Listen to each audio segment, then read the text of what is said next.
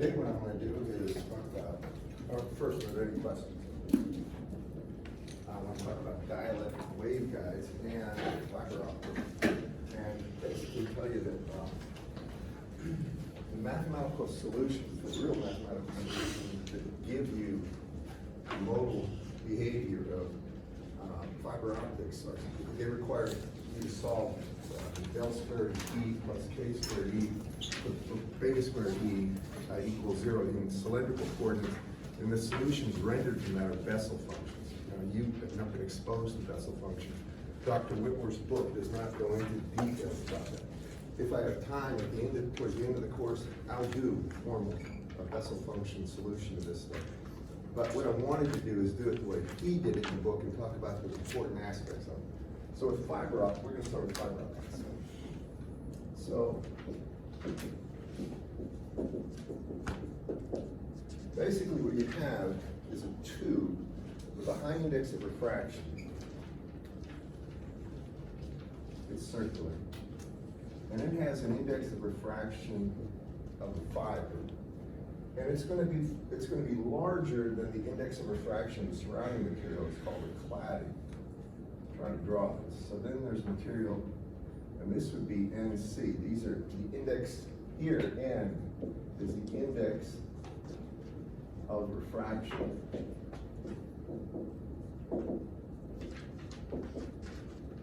Or really, N is equal to the square root of epsilon relative to the material. And then around here they have something that's just for protection, and it's called a jacket. So then they have a jacket.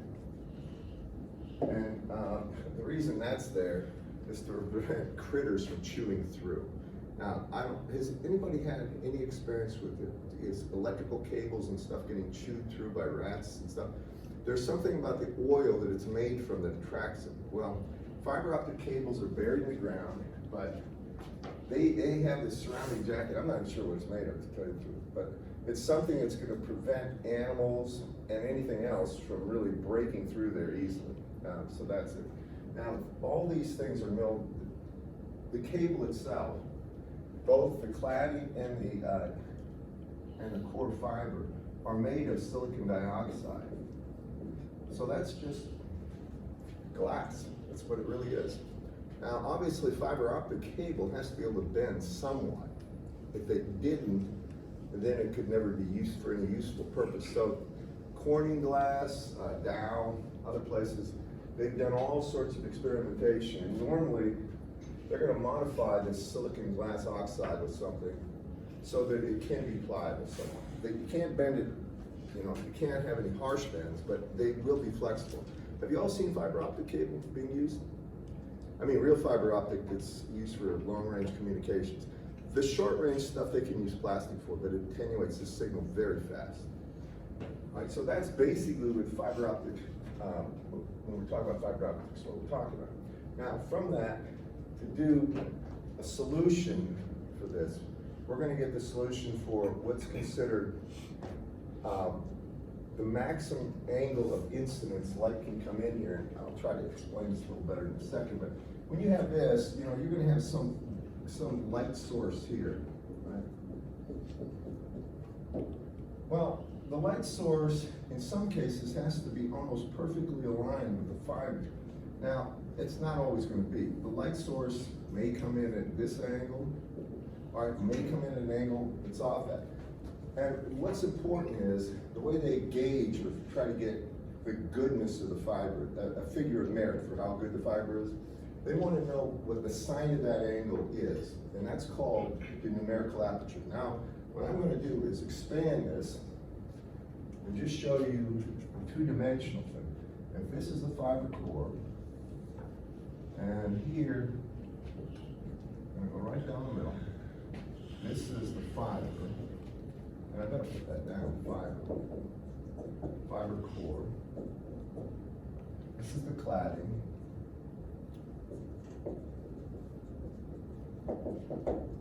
And then above there, we really don't care about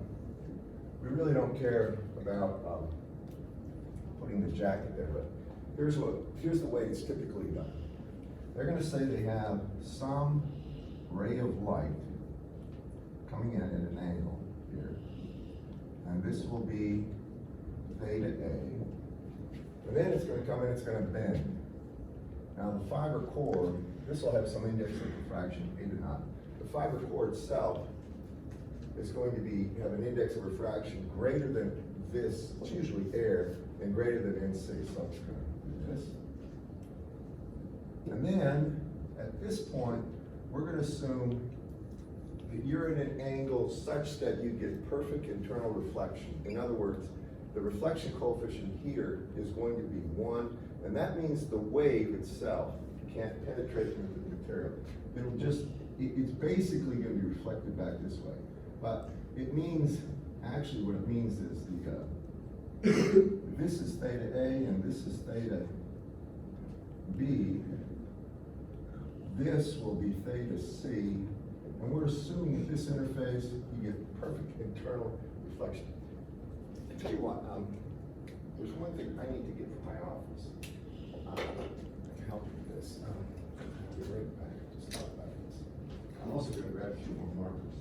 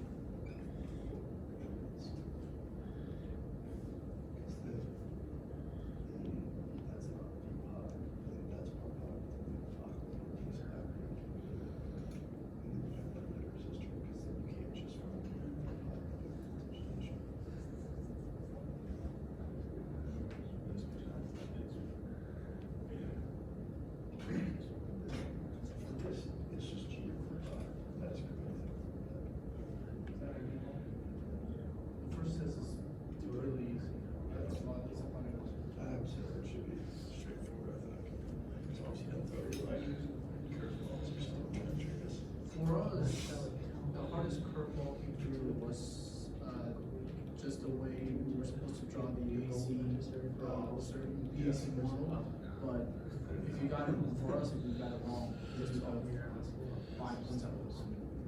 So it's pretty, pretty decent grader too. The hardest question I remember is on the third test. That was the easiest test, except for one question.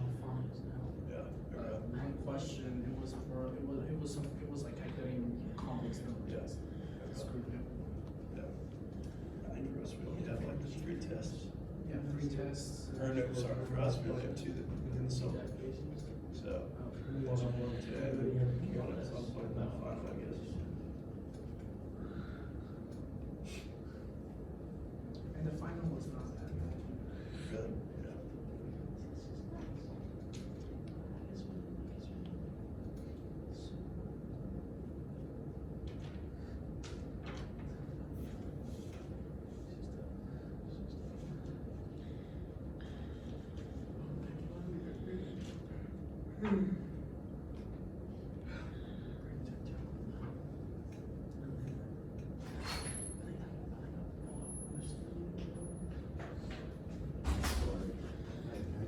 I don't have the fiber optic cable to keep it real electric, but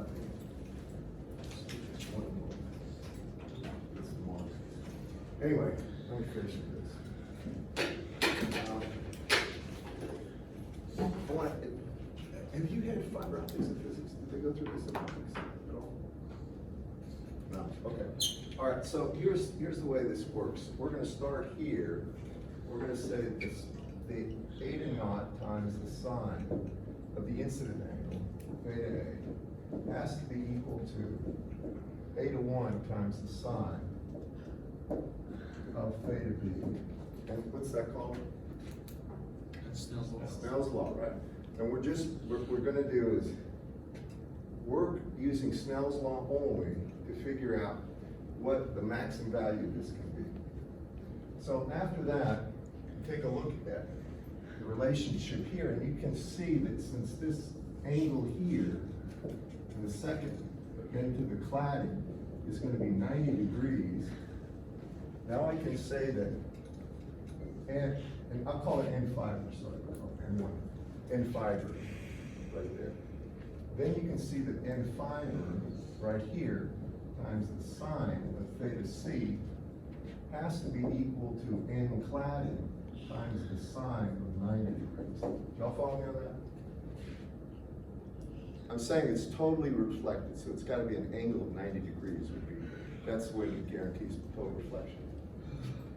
All right, now here, since the sine of 90 is 1, that's N cladding over N fiber would be equal to sine of theta C.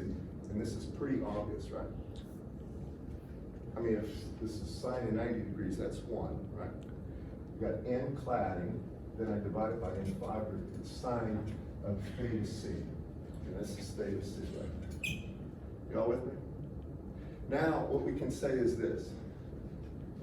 I can take a look at this and say that sine squared of theta C would be equal to NC squared over NF squared. Y'all agree with that? And this would be equal to 1 minus the cosine squared of theta C. Sine squared plus cosine squared is 1. Y'all agree with that part? Then after that, I'm going to rearrange this. So I get 1 minus NC over NF squared would be equal to cosine squared of theta C, or cosine of theta C is equal to the square root of 1 minus NC over NF squared. The math is not tricky. The only thing I'm doing is using cosine. I'm saying sine squared plus cosine squared is 1. I'm getting the cosine of an angle for a reason. Now, here, in the first equation, I have eta naught times the sine of theta A equal to NF times the sine of theta B. All right. Here's theta B. The sine of theta B is the cosine of theta C, if you think about it. What is the sine of theta B, really? it's opposite over hypotenuse, right? What's the cosine of theta c? It's adjacent over hypotenuse. Do y'all follow this? So therefore, instead of putting the sine of theta b, I put cosine of theta c, which is, therefore makes this nf times cosine of theta c is square root of 1 minus nc over nf squared. And then what they typically do here is bring nf, it's the index of refraction of the fiber, under the actual square root operator. So they get the square root of nf squared minus nc squared. And then they'll divide by eta naught, which is usually 1. And that is the sine of theta A, and that's called the numerical aperture.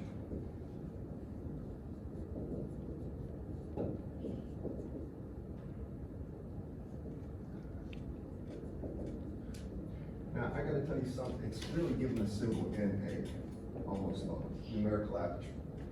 Now, it's not apparent to you yet, but that gives you a very good indication of the, quote, goodness of the fibers and its ability to collect light.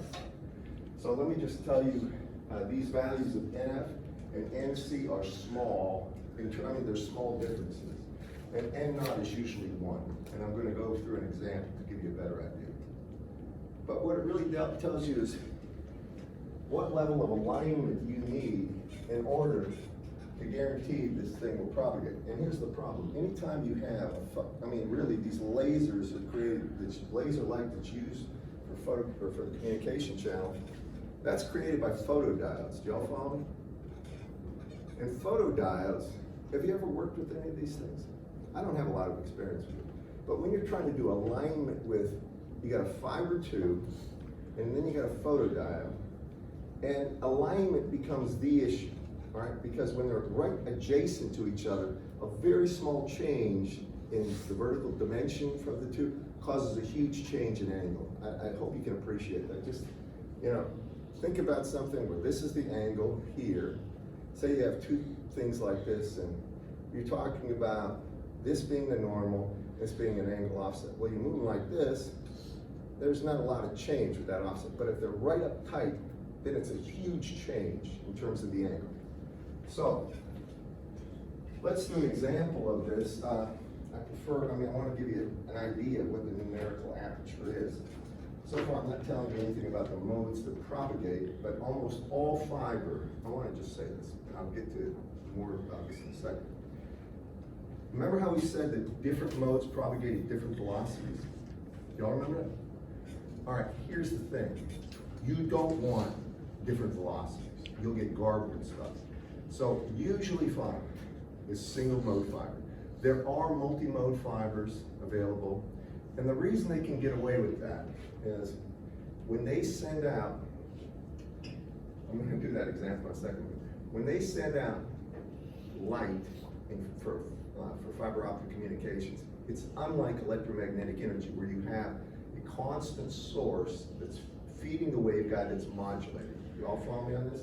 So you can't have two modes, and it can only be one mode or you get absolute garbling. Well, with fiber optic, at least for short range, when they send light, they send a packet or a burst for a short length of time, all right?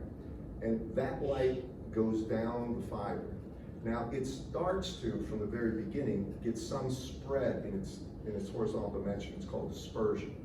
But they can stand some spread if it's short range, where the next link that's going to grab this can go ahead and basically demodulate that and then retransmit. They can stand some basic spreading. Do you all know what dispersion is? What I'm talking about? Like if you send a square pulse, I'm not trying to go too far off topic before I do this, but we have to have an appreciation. If you think about sending a square pulse like this, all right, this is going to be some V of t versus t, and I'm putting it down communication channel, something like this. Well, as it goes down, all of a sudden that square pulse will start to look like this. It will start spreading. Y'all know this, what I'm talking about? It will no longer be exactly square. It'll start first, the size of the signal will be attenuated, but then it'll start spreading, all right? It'll become wider and wider and wider, because this square pulse is made up of a huge number of different frequencies. And each one of those frequencies travels at a slightly different velocity. That's called dispersion. Do you remember that in physics? Dispersion? All right, you surely know what attenuation is, but dispersion. But they can get away with multi-mode fiber for short range. For long range, it's got to be single mode. Single mode is much more expensive, from what I understand. So, anyway, now getting on with this example.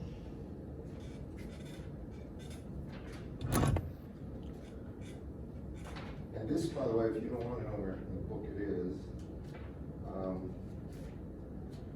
it starts on page 407. And right now I'm at the bottom page 410 with the sign of theta. Actually, I'm sorry, top of page 411. I'm going to do an example. And this is example 7 for page 411. I just want to talk you through this. And I want to show you. Let me go ahead and do this.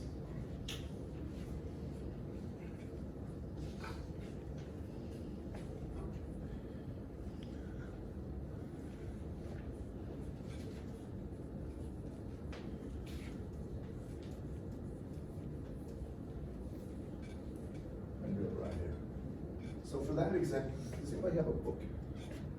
Anybody, can you, do you have it open to that page? Can you read me the numerical values for the fiber core?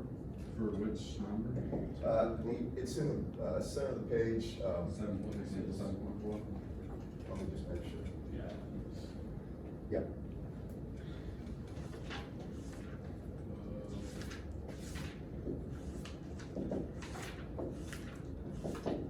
Fiber described at 7.3. Let's see. Wait, I'm just looking for the value. It's got a, I guess the fiber core of index is 1.465. Is that what you're looking for? 1.465 and 1.45, is that? 1.465. That's the sheathing. 1.465 and then 1.5 or 4? 1.45 is the cladding. 1.465, 1.45. Now, by the way, this is about the difference. Remember, they're both glass. And what they do is, I want to say they put the germanium oxide is the dopant that they use for the fiber core to change the index of diffraction and not really cause any problems with attenuation. You all know about doping, right? How if they heat up something and then they'll let a dopant, which is another, typically it's it's going to be a 3,5 material, diffuse into it, and then get a uniform kind of grading of that, and that causes properties to change, either N-type, P-type for semiconductors. In this case, it increases the index of refraction. And it's coming from air, isn't it? I think.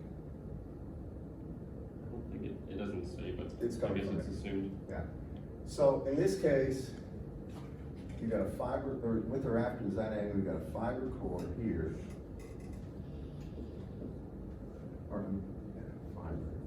And then you got cladding around it. And they want to know this angle. Actually, they want to know the sine of that angle. And we see down here, the sine of that angle is equal to the square root of n fiber squared minus n cladding squared over 8 or 9. We're assuming it's 1. So that's the square root of 1.465 minus 1.45 over 1. And if you have a calculator, just do it to prove it yourself. But what is that value? It's extremely small. I think he gives it in that example, but did you all follow me what I'm doing here? I'm literally just showing you with how to calculate the numerical aperture. It's 81.8 degrees. I mean, what is this number? Just the number. He doesn't give it. Well, if you take the inverse sine of this, square root of 1.465 squared, 1.45 squared, that will give you this angle, and it's going to be small, but I don't know how small. What I really wanted was this number though, because that's the numerical average. You for that would be 12.1. This? No, I want that number. That's the angle problem. 0.209. 0.209, actually, that's large. So it's saying that this angle is 12.1? 12.1? Yeah. Just 12? That's 12.1. 1 degree, okay. Alright, here's the deal. So now, if this is the normal, if my light source is more than 12 degrees out of alignment, it won't propagate. Y'all follow me? It has to be at bore site, they're coming normally incident, or within 12 degrees. If it goes beyond that, nothing propagates. And the reason that's so important is because when you build fiber optic stuff, if this red thing is the diode, the red cap, and this is the fiber, when you align them, you're this close, all right? Now here's the thing. If they just a small little vertical displacement, just small, it will cause 12 degrees easy. Y'all follow me? Very easy to get at least 12 degrees of difference in the actual angle of incidence, and nothing propagates. So with fiber, the real thing is, it would like a very large numerical aperture. The thing that limits this is with fiber optic glass and stuff, the differences in these two materials in terms of the value of the index of refraction is very small. These are both made of glass. This is doped heavier than that. That's the only difference. And it's hard to do. And you can, the natural thing to say is, why don't they use another material for the cladding instead of silicon dioxide? Can anybody think of the obvious, a reason for why not doing it? First, it's not that easy, all right? That would consider wrapping it with something, all right? Another reason is the thermal expansion coefficient for both of these has to be the same. If it's not, now these are miles long, they can be like 10, 15, 20 kilometers long. When these things heat up, if one has a different thermal expansion, there will be shearing there. It'll destroy the cable, it won't work. Y'all know what I'm talking about when I say thermal expansion? As you heat something, if something expands faster than something else, then this thing may grow in length. If, say, this thing has a different thermal expansion coefficient than this, and they're side by side to start with, and the temperature goes up by, say, 50 degrees, then all of a sudden this one's much longer on the bottom than the one at the top, and it shears the interface, and it's no longer fiber optic, right? Because it's got to be something where these things are actually knit together. And that's one of the reasons. There are other reasons they don't use other materials, but they came up with fiber optics. I don't know how long ago this has been, but they started replacing all the copper cabling from the original Bell telephone system. They put down all this cabling all over with fiber optic, and even now they're still doing it. My neighbor, they just dug up my front yard in the spring and put down spectrum to this. They ran fiber cable under there for very high-speed internet and phone lines, and that's actually really good to use fiber, because first of all, you don't get any kind of the glitches and stuff with lightning. All right, it's immune to EMI basically. It's also something that it allows a much greater bandwidth. A lot more information can be sent over a single channel. So there's so many advantages, but it is delicate, and the biggest problem is that they kind of, I guess, solve fiber optics, is if the line breaks, it's gonna break. Some guy's gonna have a backhoe and go in there and cut it. It happens, it's inevitable. They can fuse, they found a way to fuse the two fibers together so it'll work again. That used to be the biggest single problem, because when you had a break in a line, you'd have to replace an entire section of fiber, but now they found a way to fuse it together. I'm just trying to give you the things that are important about fiber and fiber optics. This is the real thing that's important. Now, in Dr. Whitmore's book, he talks about a couple other things related to fiber optics. He said there's different types of fiber, and this is, I'll give you one other formula in a second, but I'm just going to say this about fiber optic cable. The way you normally really solve for all the possible modes is you would write Maxwell's equations, and you would solve them, this region and the region surrounding it. And then you match the boundary conditions at the surface there and find out what allowable modes can occur, all right? That's the way it's normally done. What I'm showing you is that this is the numerical aperture that is actually more important than even the modes traveled, because that's the thing that tells you how much misalignment can occur and it still work.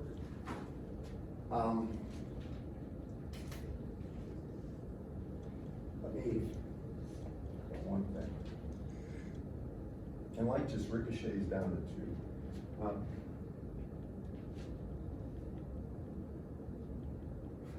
I was gonna do the Bessel solution, but I don't think it would be advantageous to do that, but I'll just give you a peek at this so you'll at least have an understanding. I'll go through this solution later this semester, but normally, when you remember before, we always get a del squared of E, right?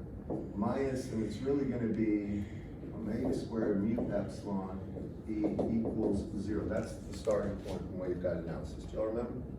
And then we say that there's 3 derivatives for this. Well, when you have fiber optics that are cylindrical, now you're going to do this del squared operator in cylindrical coordinates, right? So there's going to be derivatives on it with respect to R, Z, and phi. Y'all all with me? And you're going to get for the solutions in the radial direction, the rho direction, they're going to be Bessel functions. And this is something you guys haven't had. And then they get complicated because the solutions that occur for the inner core have to be matched to the solutions on the cladding at the boundaries. And you get all these transcendental equations that'll drive you nuts. But that's how they actually solve that problem. And he doesn't even bother with it. He just mentions a few things briefly about, I think he has, he gives you a solution so that for only one mode to propagate, there's a condition for the wavelength. I'll put that down. Let me go ahead and write that. Here's the important equation right here. Numerical aperture is the one. Keep in mind, that's going to be important. Next is, we typically want to know single mode limitations. What do we need for just one mode? For only one mode.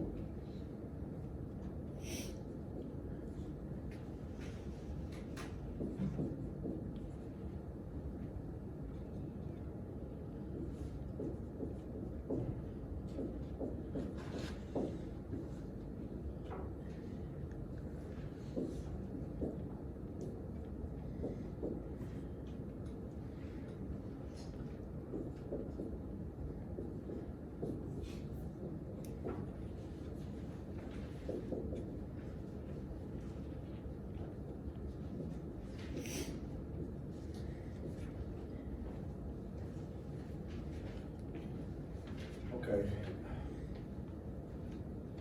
Lambda naught is going to be the free space wavelength, so that's it's really C over F naught. So if you want to think about this, when you calculate this constant, now he doesn't go through how come that comes about, but it's a solution to the Bessel functions, and you get the 0th order mode when actually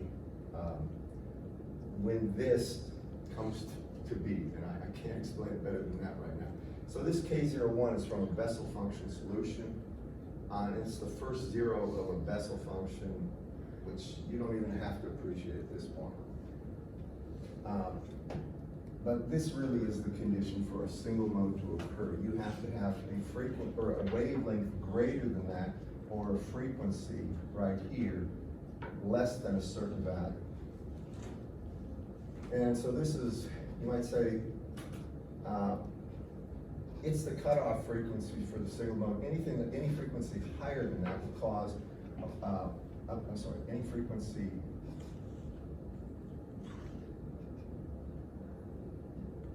lower than that will propagate in only a single node. And I gotta say this too, because there's a lot of stuff in here, and it's basically not going through a very detailed analysis. It's more or less just qualitative in what he's talking about.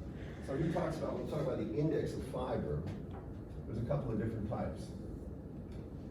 If you have two distinct regions where you have a fiber core and cladding, and it's all NF here and then all NC here, that's called, it's really a step index fiber. It's got only, or I should say,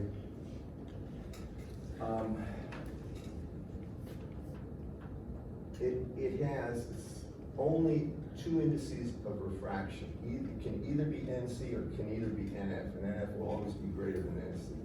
Now, there are types of fiber that are made, and I'm not an expert in this, that have a graded index. So what they'll have is something like this. There'll be a cladding, and then it will slowly transition starting from here to the inner core, and it'll go from NC to NF gradually, and there'll be a change, but the change in that will be slow. Can y'all imagine that? All right, that's called a graded index fiber. They're easier to make. But graded index fiber also allow multiple modes. And then there's something, I call that a step index. That's really a binary type of thing where it can have either or of the values for NC or NF. Then there's something where they have fiber, and it will have a core region, but then they'll have 2 or 3 different gradings where this will be some this will be fiber N cladding 1, N cladding 2, and then N cladding, and it will gradually get to the point where it's the cladding's minimal value. And that's a step index fiber, but these things are just information items. I'm not gonna test you on this. The real thing is, most of the times, this is what they want, but this is expensive. And the real reason, I'll show you this, I can have I have some PowerPoints on this. This fiber core to work is usually very small compared to the cladding, and that's much harder to make. I'm just leveling with you about this. That's the reason given. So they have graded index and step index fibers that are also available. Again, this is the condition for only one mode to propagate, and it would be in a step, in something that has just 2 possibilities. It'd be step index for just 2 possible things. And then there's also something where if you have more than one mode occurring, an estimate on the number of modes can be gotten this way. And this is if more than one mode occurs.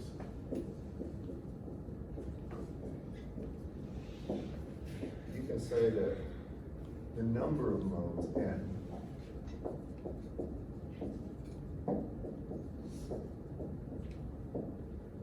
and this is equation 7.104, is 2 over pi A over lambda naught. So you need this, lambda naught squared.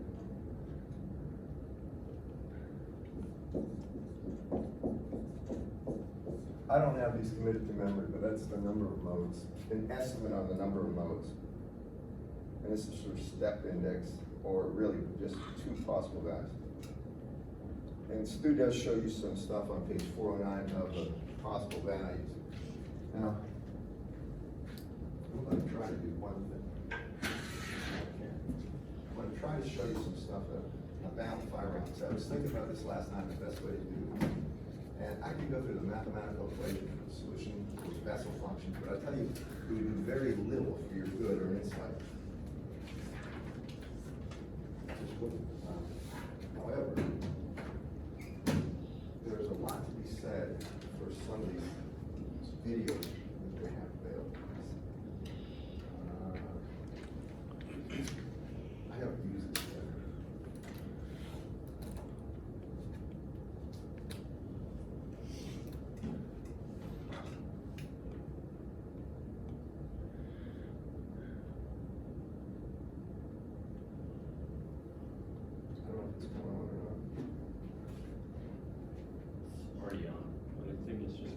signal. I have it on the laptop.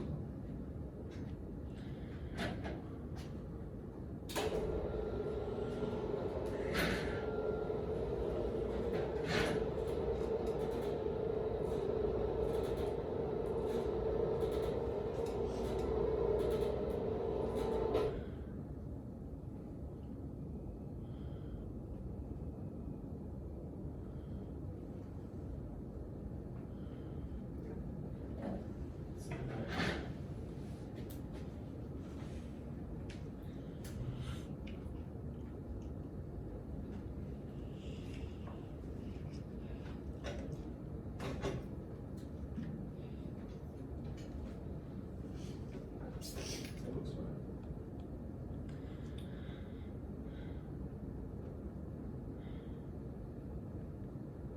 Okay.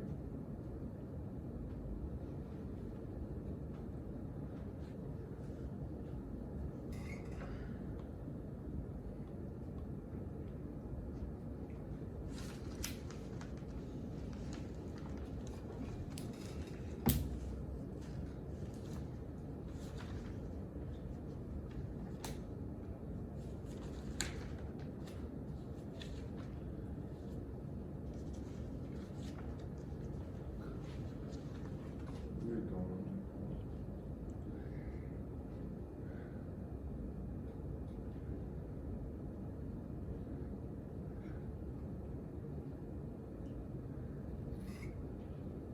Can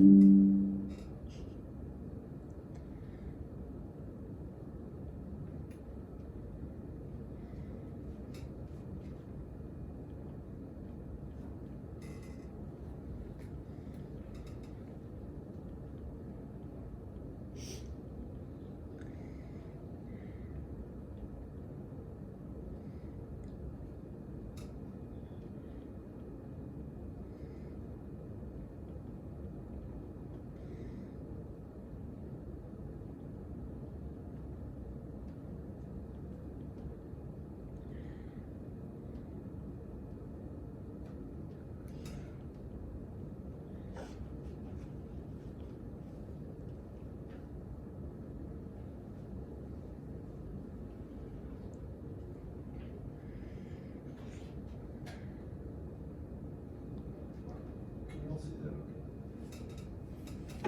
Alright, let me just get into this. So that's what I was showing you earlier, core cladding. It's really the jacket, the buffer coating. Alright, now, so he talks about multimodal fibers typically has a much larger core, a larger diameter for the core compared to single mode. I'll see that the single mode's real narrow, real small, much harder to make too. And he gives you ideas of the core diameters and cladding diameters. This is just showing you what actually happens is all the light bounces down there. If this angle, by the way, let me go back one. Oh, I don't have it right here yet, but I'll show you. But when this angle becomes smaller, this theta prime here, then that cutoff angle, then this signal will actually bounce, and some of the actual signal will propagate through the cladding, and it will just attenuate away.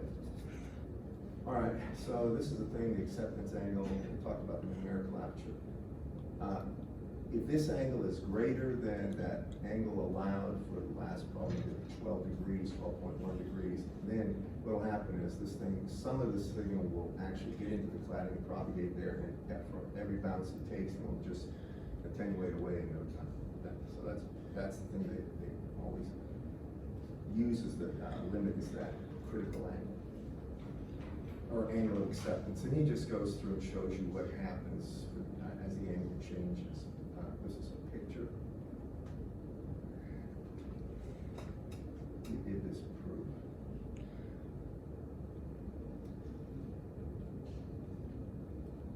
Now, these are some of the things that Dr. Wentworth's book doesn't get into. They're a little outside our can you all understand that glass, if you have a glass tube, the reflection don't have to be from the top to the bottom, top to the bottom.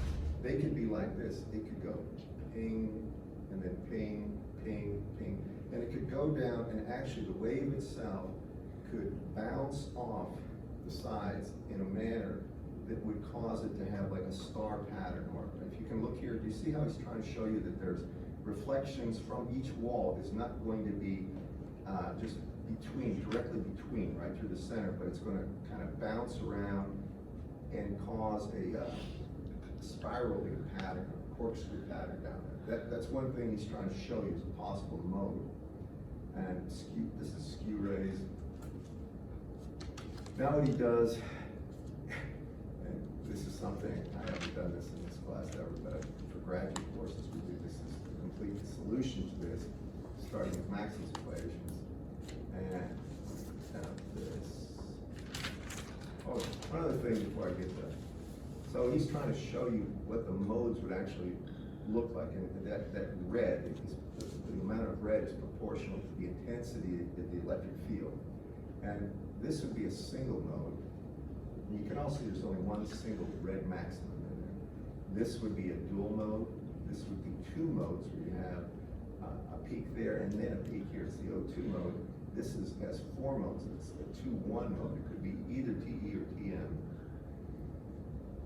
I'll tell you what, I'm going to put this, I don't know if I made this link available for you, but I'll put this on one just in case you're curious about this kind of stuff. It gets fairly complex in the solutions, but it's kind of interesting to see numerically how they can show this stuff. These are the intensity profiles for light and for the different mode levels. Now this is going to be a little bit beyond me. This is solutions for transcendental equations.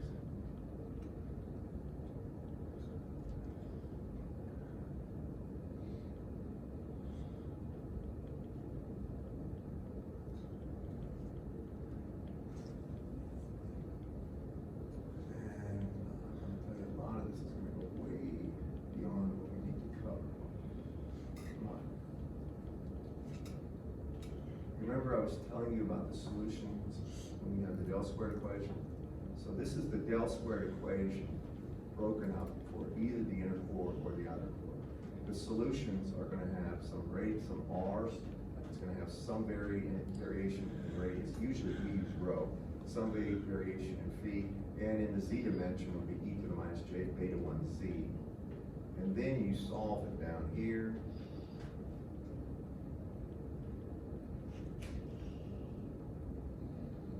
Right, for the phi solution, how it varies in phi, it can either be a sine or a cosine, and that L is the mode. But when it comes to the radial direction, it's going to be a Bessel function, that's that J or K.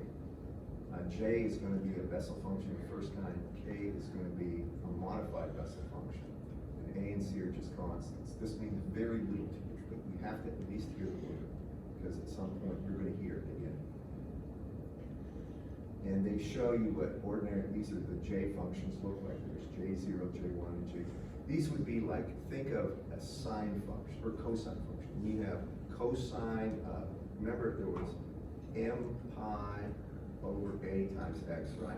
So you could say if m was 1, it would be this one, but this is not exactly true. If it was 2, it would be this. And this is the different modal solutions using, it's called the Bessel functions, the first kind of ordinary Bessel functions. The modified Bessel functions have these solutions. When he talks about the first zero of J0, see right here, I don't know if you can see my cursor right there. If you go straight down, that's 2.405. That's called the first zero that they always are going to be using when they match boundary conditions. Just take my word for it. I'm not going to go into complete solutions. This would take a while. It takes me one full class period just to develop the equations, usually grad school. And anyway, that's a little more information, give you a better picture and understanding of fiber optics. And because we don't get into the heavy mathematics, I can't give you problems. It's design a special, it's something that would eliminate the 2L mode and allow the 1L mode, or the T1L mode. It's well beyond the scope of this class. You should be exposed. Next thing is slab waveguides. So I'm going to tell you, did anybody look at the book on slab waveguides? They're dielectric slab waveguides. They're just planar surfaces that are very wide, and you've got some inner core, you might say, you got some inner material with a value and index of refraction is high, and it's surrounded by, could be air, something with an index of refraction less than that. And the wave bounces between the top and the bottom. Now, these are a little more understandable, but the solutions are a little hard to appreciate. I'll tell you why in a second. I'm gonna just use this.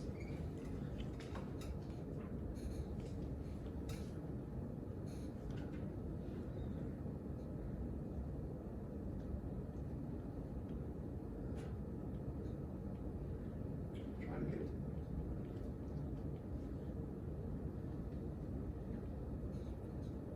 All right, if you can imagine a slab where you have an inner fiber core, or an inner value, and a cladding, and a wave bouncing around just like before, but now it's not cylindrical shape of the core, it's planar.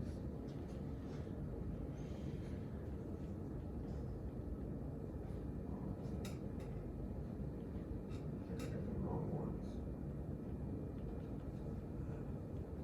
This isn't gonna be much.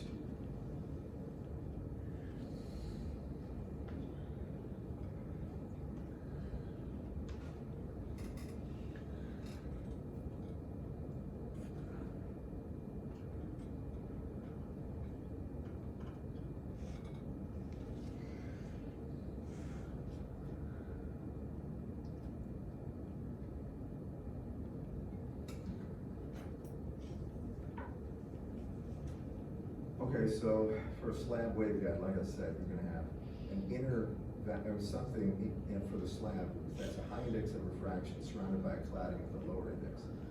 And when you're going to be solving the del squared E equations, could go through that. I think he does for dielectric waveguides, and there's two possible modes. This would be TE, the E field is perpendicular to the page. Can you all see that? He shows that, he shows the bounce diagram, and he shows the way the E field would actually be developed. It goes to zero, the boundaries here. This would be the 2L mode, and it has a relative maximum center, and then another relative maximum there.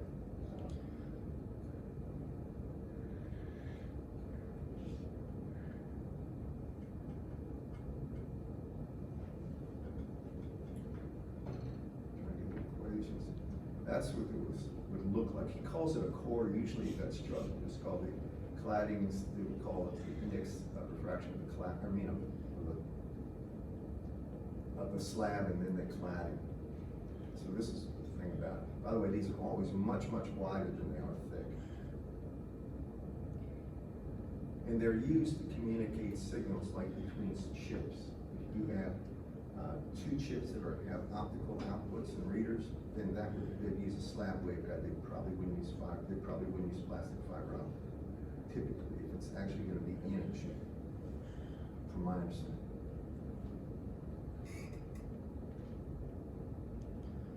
It's just showing the solutions here, but I'm not sure the equations.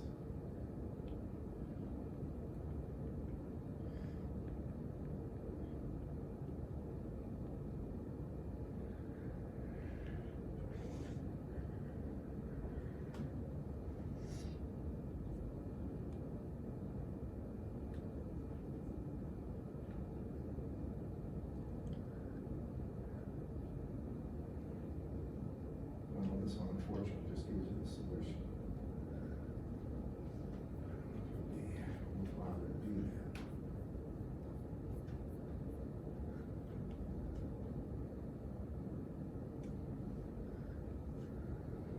All right, you got a better visual on this than I can draw, and I'm going to show you how the solutions come about. Show that now. Because on here, you don't get it. Something else, the only thing you would be responsible for on a quiz or a test would be the number or the actual numerical aperture. That's the thing that's important. I don't have a lot of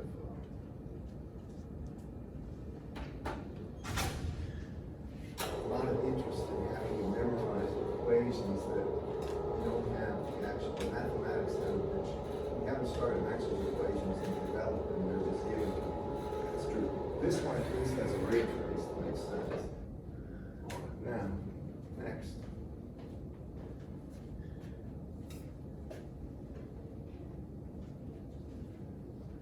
way, the next topic is gonna be antennas, and that's where it gets interesting. Very interesting, actually. So.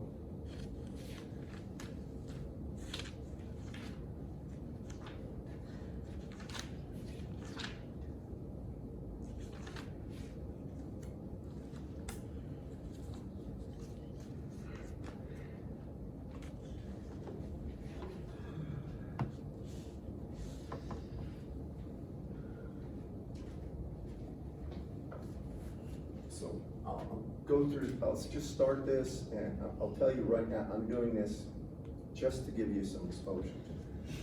When you have the slab waveguide, usually they call this the Z direction.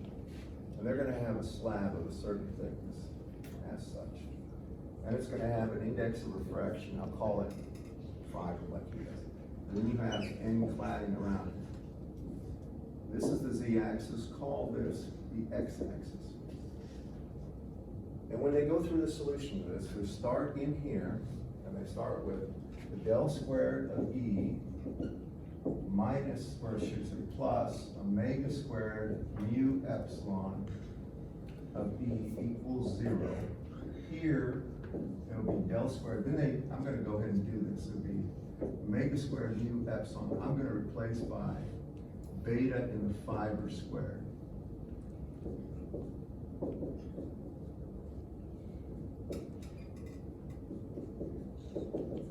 Then allow A, this would be for the TM modes. E is going to be assumed to be some function of just X, some function of just Y, some function of just Z. And we're going to take a look at only E in the Z direction, by the way. So we're going to assume here HZ equals 0, so this would be the TM mode for this waveguide. It's assuming the magnetic field is transverse, so we're solving for the E field in the Z direction. And the wave is doing this. If this is the E field, it's hitting here, then going here and here, and there is a component, the E field in the Z direction, but the H field is perpendicular to the board. Follow me on this? So when we come out here, we remember when we did this before, this derivative, this thing would end up with second derivative of X squared of X, Y, and Z plus second derivative of Y squared of X, Y, and Z plus second derivative of Z squared of X, Y, and Z plus beta fiber squared times X, Y, and Z equals 0. Then when you go through and do the double derivatives and divide everything through by X, Y, and Z, as before, you get the X double prime over X plus Y double prime over Y plus Z double prime over Z plus beta fiber squared equals 0. Means all these have to be single constants. And I'll call that beta X, or beta Fx. How about we do it this way, the old way? We'll call that Kx squared minus Kx squared. This will be minus Ky squared, and this will be minus Kz squared.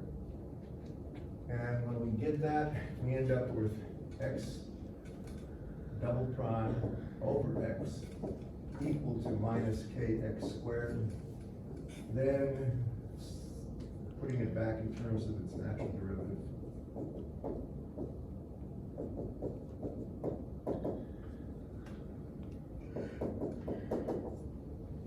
And when we get that, we see the solutions, possible solutions for X are either going to be a sine of Kx times X, a cosine of Kx times X, or a superposition, actually both of them, or it could be the sine and the cosine of different constants. All of those things could occur.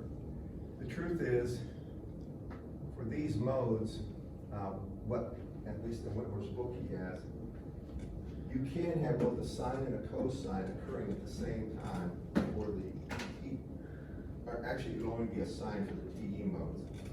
But if I come here and I'm trying to give you a reference to the page of this one.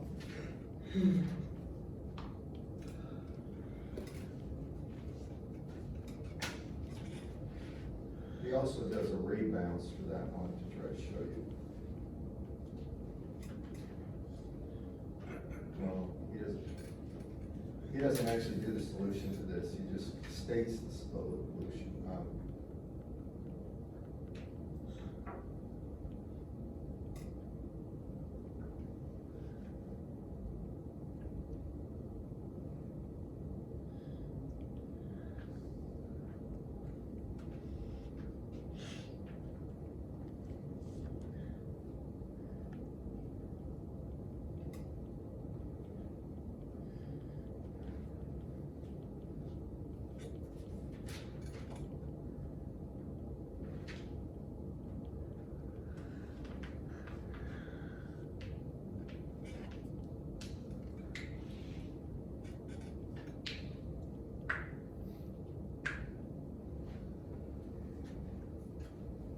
Well, what'll happen is, if it's gonna be, there's two different possibilities. This could be either even or odd, and this is not gonna be something we'll ever see, but when we get this, if we have the X type of solution, and it's gonna be assumed to be equal to the sine of kx times x, as such, times some constant in front of it. Here's the thing, at this interface between these two things, the field doesn't go to zero, so you have to solve the solution in this medium, get the general form of the solution in X, Y, and Z, and then find the solution in this medium, and put E tan 1 equal E tan 2, and H tan 1 equal H tan 2. It's really just gonna be E tan 1 is E tan 2 right here, because it's only the EZ component we're worried about. But when we do that, we get these, they're called transcendental equations. They don't have closed form solutions, and you need either numerics or graphs to take a look at the possible solutions to them. I'm just gonna tell you that it's done this way, but for me to go ahead and solve this thing through, first, I don't think it would be beneficial, and second, it's gonna take a lot more than 5 minutes to do. I'm gonna stop there on this. For the thing that I want you to take from this is with fiber optic guides, don't worry about slab plate guides. For fiber optic guides, make sure you know the lambda naught of which you have to be greater than, so you get a single mode, and make sure you know numerical aperture. Those are the two things to take from. Okay, numerical aperture is fairly straightforward. I will give you the equations for both numerical aperture and for the lambda naught, so that if I ask you a question, you'll have those available. You just have to be familiar with them. Okay? You know how to back them. Now the last bit of this class, what I want to do is talk about this. By the way, whenever I do this, I'm a little kind of depressed because I want to start with Bessel function solutions and do the whole 9 yards, but it does take about four class periods to do the whole thing because they're quite intense. All right, so now with the antennas, this is chapter 8, and I think everybody understands that an antenna is just something that is used to catch or transmit electromagnetic information. Typically, when we talk about antennas, we're talking about introducing a current on a metal surface that will cause electromagnetic fields to be developed and radiated. And the usual way that they start this is by an understanding, and I tried to do this for you some time ago. When the only way you get electromagnetic energy to radiate or propagate is you have to have charge accelerator. Right? That means you have to have a time varying current. Current is really the time derivative of charge, all right, is equal to the current. And for acceleration, you have to have a time derivative, a second derivative of the actual Q of t, first derivative of I, or you have to have time varying current. Y'all follow me on this? Have to have that in order to launch photons. This is energy that never comes back. So, that said, and this is kind of interesting. Got about 1 minute technically. Took a 10-minute break in the class, but I'll just set you up for this. So here's what they normally do. They start with a differential wire, and they assume the thing has a length just DL, and it has a current on it I. As such, we're going to assume it's just a value of I, but it is going to be time varying. And then they're going to come out here, distance R away, and they're going to calculate something called the magnetic vector potential. We're going to finish on this. So you haven't seen magnetic vector potential, but you've seen the electric scalar potential we call voltage. Y'all familiar with that? What was the one thing about voltage that made it interesting to use for problem solutions? It's a scalar, right? You could get the E field for electrostatics by taking what? Minus the gradient of the voltage would give you the electric field. So if you had an equation for voltage, you just had to take some derivatives. You had to take the gradient of that to get the electric field. All right. The magnetic vector potential here, in general, it's written as A is equal to mu over 4 pi, and then it's going to be the integral of the current causing this A times e to the minus j beta r dr over magnitude of r. And furthermore, the thing about A, I'm going to just finish on this, and this will be over the length of the wire. There's so much I'm not saying about this yet, but just appreciate this, that if you get A, the curl of A is equal to B is equal to mu H. So if we get A, we can take the curl of it and get B. Y'all follow me? And we get H. And from there, we know if we have this, the curl of H, if we assume free space or lossless media, the curl of H is equal to, in the phasor domain, j omega epsilon E. That means E can be gotten as simply 1 over j omega epsilon times the curl of H, and H would be curl of A divided by mu naught. So we can take curl of A divided by mu naught. And here I can use a vector identity and get E. So if I can find A, there's something else I'm going to say about this. Instead of, I'm sorry, I should have put DL, but this is a vector. The A vector has only, if the current element is in this direction, it is only has one component, not 3. So it's like a scalar, like an electric scalar potential. And then by doing these derivatives, or I should say this curl here and the curl, you easily get the H field and E field. That's where I'm going to start on Monday. I know I'm out of time. I apologize for that break in the middle of the lecture, but I'll make it up to you guys and get the quizzes back. I want to ask you to do me one favor. I'll give you a reading assignment this weekend about antennas. Just read through it casually. I won't give you any problems. And then we'll pick it up on Monday.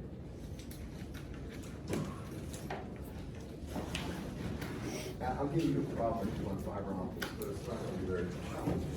It's basically using equations to calculate them. It's very hard to get problems with any depth with the level that we cover stuff. But it's useful to know. Has anybody ever worked with fiber optics? You all know that basically most the communication systems in this nation are now going with fiber. Most. I mean, they dug up my front yard. They have, eminent domain. They did. The last place I lived, they did the same thing. Do most of your places have fiber optic coming through? Do you have fiber right to the house, or just to the box for the cable? I don't have fiber right at my house yet. Maybe it's just the box. It might be to the box. They're tearing up my neighborhood in my hometown, so. I love it. The nicest thing about it is when there's lighting and stuff like that. I don't hate the glitches and stuff at all. I used to. And long ago, with, I don't even know how they do it anymore. my cable coming to my house is buried underground. I mean, the actual coaxial cable. Long ago, they'd hang it from the wires. The coax cable would come on that way, and lightning would strike occasionally, and it'd get on there, and it usually, they have lightning protection, but if it hits close enough, it doesn't, the lightning protection equipment doesn't work. And,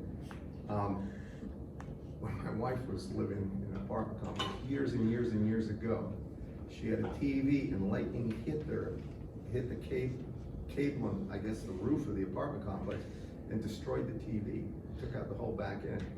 And now with because everything's buried and stuff like this, fiber optic stuff, you get no problem. At least I don't get any problems.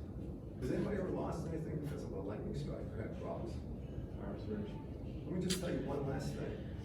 I had a student named Paul Ryan about 12 years ago. He's now working down in Panama City for the Naval Surface Warfare Center, or in Pensacola, and he's an engineer, brilliant kid. But his father worked for the power company, should have known better, and he built his dream house on a mountain that had a lot of lightning strikes. And he should have put down lightning protection. So in class, we're talking about the dangers of lightning and EMC, it's electromagnetic compatibility problems, and really preventing any kind of damage from lightning.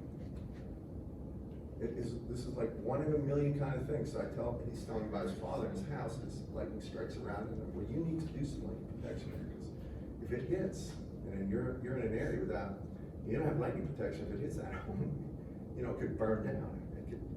Sure enough, I got a call, and it was a Friday, I'll never forget this. In the afternoon, got done finished with my courses, and it's him, and he's hysterical. He said, my father's house is burning down. Got hit by lightning. And they're really?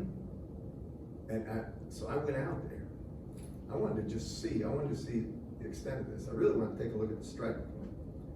And the fire department's out there, and they're, blasting with water. And all of a sudden, bang! Bang, bang. This guy had an armory down there. He had more ammo than he knew what to do with. And it started firing. You want to see a bunch of fire and coughs and people run.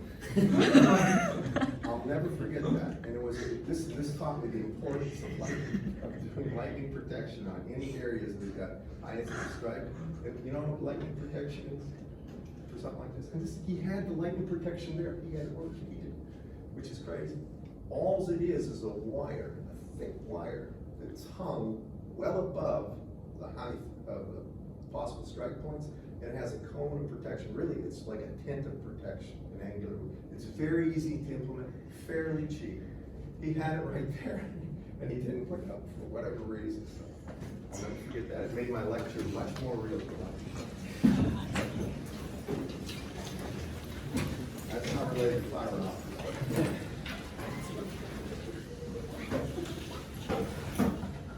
Oh.